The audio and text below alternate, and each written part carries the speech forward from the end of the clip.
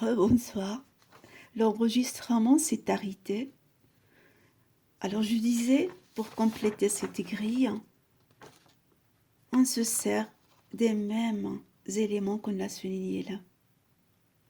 Alors pour établir une certaine comparaison entre les deux premiers personnages, Antigone et Ismène, on peut dire que ce sont deux profils tout à fait opposés, mais voire même contradictoires, physiquement et moralement.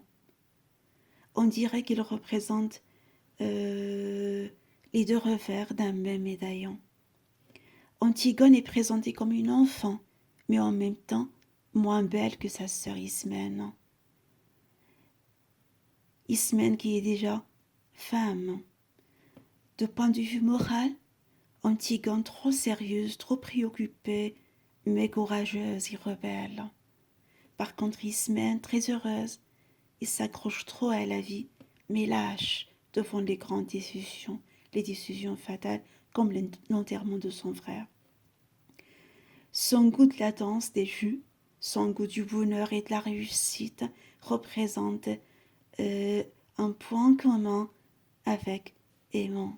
Aimant et Ismène se partagent les mêmes goûts, à savoir l'amour de la vie. Créon, présenté comme un homme robuste, ridé, fatigué, mais en même temps c'est quelqu'un qui est très seul. D'ailleurs, la solitude, c'est un thème cher à la tragédie classique.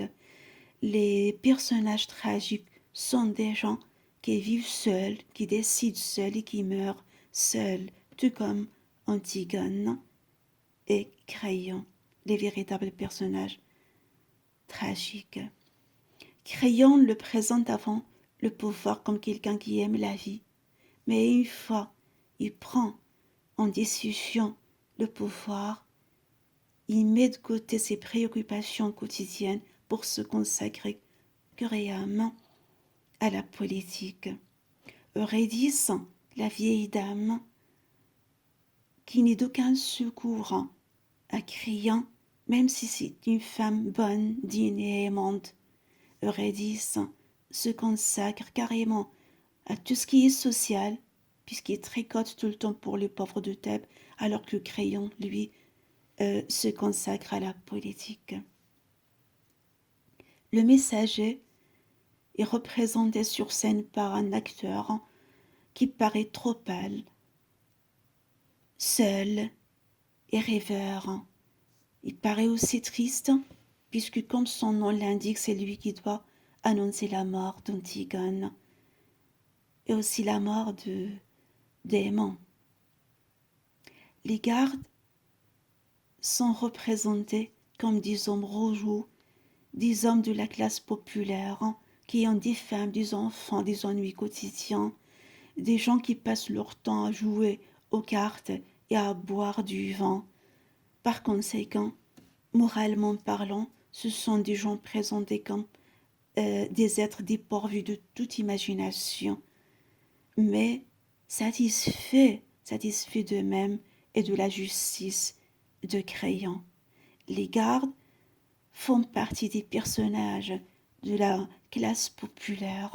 Ce sont des personnages qui n'ont rien à voir avec l'intrigue essentielle dans cette œuvre, avec la tragédie d'Antigone, et pourtant, ils vont être les seuls maîtres de la scène lorsque tous les personnages vont disparaître, ce qui symbolise que ce sont seulement les gardes, malgré leur médiocrité, qui vont rester les seuls maîtres de la vie quotidienne, la vie de chaque jour.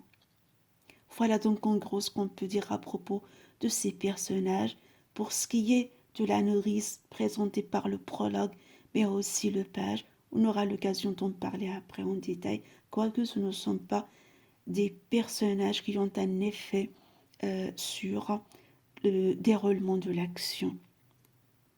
Reste à signaler que le prologue est d'abord un personnage qui est externe et extérieur et très loin de l'intrigue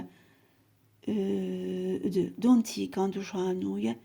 Son seul rôle, c'est présenter les personnages qui sont sur scène, et puis après il va disparaître. Le même rôle du prologue va être remplacé par, ou fait, le même rôle du prologue va être fait par le chœur vers la fin, lorsqu'il aura l'occasion lui aussi de présenter les gardes sur scène comme étant les seuls personnages ou les seuls acteurs qui restent sur scène après la disparition du reste des personnages. Donc le prologue, c'est d'abord un personnage, mais c'est aussi la scène, ce qu'on appelle la scène d'exposition, mais ça correspond aussi à la scène, à l'acte, pardon, ça correspond à l'acte d'exposition.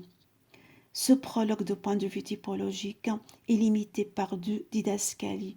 La première qui nous présente le décor qui est neutre et une autre didascalie qui va mentionner le cortège funèbre symbolisé par la disparition des personnages un à un et l'annonce d'une nouvelle scène qui va opposer Antigone et sa nourrice. Voilà, c'est tout pour le moment. Si vous avez aimé la vidéo, n'hésitez pas à la partager avec vos élèves, avec vos camarades, avec vos connaissances. Et merci pour votre écoute attentive. Et si vous avez des remarques ou des questions à me poser, n'hésitez pas de les poser. Merci et à la prochaine vidéo.